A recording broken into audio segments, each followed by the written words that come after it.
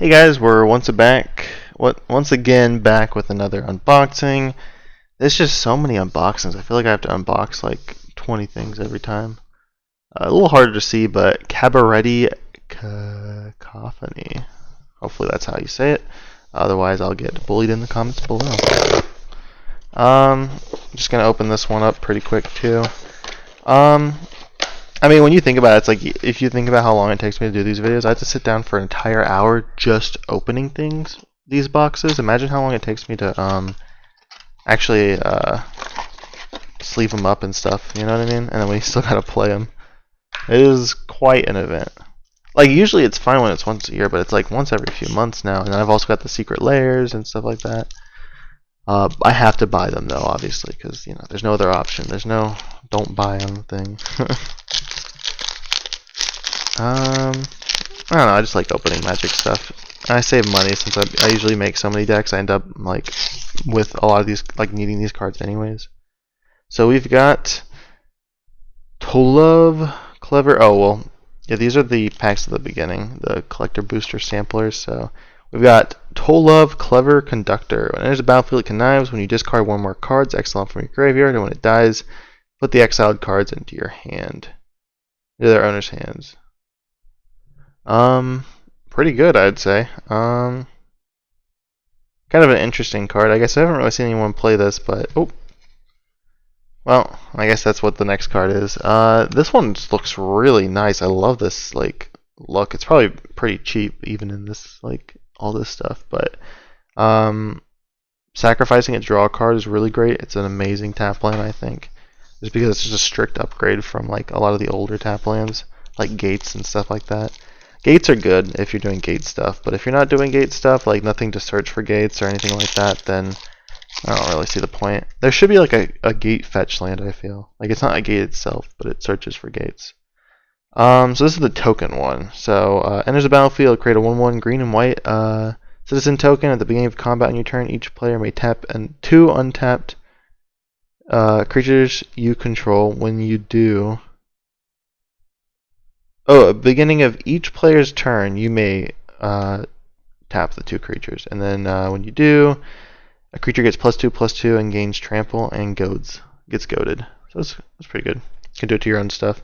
Creature tokens you control have haste at the beginning of combat. Oh, this is the one where you reveal and you do a bunch of stuff. For 6 mana, it's too friendly, I think. Rumor Gatherer is a great card. Just being able to draw and scry. Like scry 1 and then draw whenever you have 2 creatures in there is really good and pretty consistent in a token deck. Sizzling Soloist. Whenever another creature enters the battlefield under your control, tap target creature and opponent controls. If this is the second, okay, wait. Another creature enters the battlefield under your control, target creature and opponent controls can't block this turn. Oh, and then you tap it and goad it basically, but it can attack you. Charm. Not too bad. Creature tokens getting vigilance. This is a great card. I love Orzhov Advocist as well. Path to Exile is a good reprint. Beast Within's good. Cultivate's good. Harmonize is good. I'm gonna stop saying what's good. These are just cards at this point. But they have some decent ramps so far. Boros Charm. Like so far, there's not been any too bad cards in here. This card's also pretty cool. Being able to attach to an opponent's creature. I actually might even I might suggest it to some of the guys because they have some decks that work well with it. Another creature enters the battlefield under your control, put a 1/1 counter on it. When it dies, create a 1/1 for each counter on it. Oh yeah, this one's really good. Creatures you control gain indestructible until end of turn for 2 white, but then you can pay X to basically make that many green-white citizens. This one's pretty cool. I actually like this card a lot. Money, friends, or secrets. For each player who chooses money, you and that player create a treasure token. For each player who chooses friends, you make a 1/1 green and white citizen. And for each friend who for each player who chooses secrets, draws a card. So, some pretty cool cards. A lot of like making tokens and goading stuff. I think my friend wanted one of these, but we might play with these first, and I might give it to him. Not really something I want to play. You basically pay 2 and sacrifice a token to make a 4/4. It's like 5 mana for a 4/4 at first. And you get food, but it's like, eh. Each creature you control gains Vigilance, Trample, and Melee until end of turn. At the beginning of your next main phase, this turn, draw a card for each player who's dealt damage. So I guess like it could be like a +3/+3 Trample and Vigilance, so that's not too terrible. I love this creature. I think Best Soul Nourisher is a pretty decent card. Prosperous Partnership's also pretty decent in token decks. Enters the battlefield tapped and exile all untapped creatures. Activate only as a sorcery.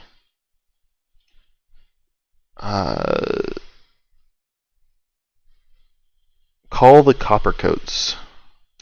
Okay. Duelist Heritage, nice card as well. Feldar Retreat, I'm so glad this is getting a reprint. It's a really great card. Feld the Mighty, I like it, but it's not, I don't know, it's alright.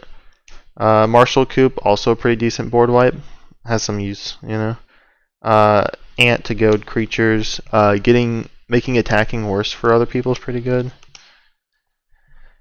Outpost Siege is always good. At the beginning of your upkeep, you can exile a card and play it, and then you can deal 1 damage when a permanent or a creature leaves. Rider, I don't know, he's alright.